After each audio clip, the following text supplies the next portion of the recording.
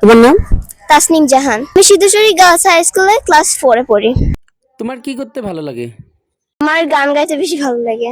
তাহলে তোমার কাছ থেকে একটা গান শুনি। ওকে। ধন ধান্য পুষ্প ভরা আমাদেরই বসুন্ধরা, তাহার মাঝে আছে দেশার সকল দেশের সেরা। ও সে স্বপ্ন দিয়ে তৈরি সে দেশ, স্মৃতি দিয়ে ঘেরা। এমন দেশটি কোথাও খুঁজে পাবে না কো তুমি।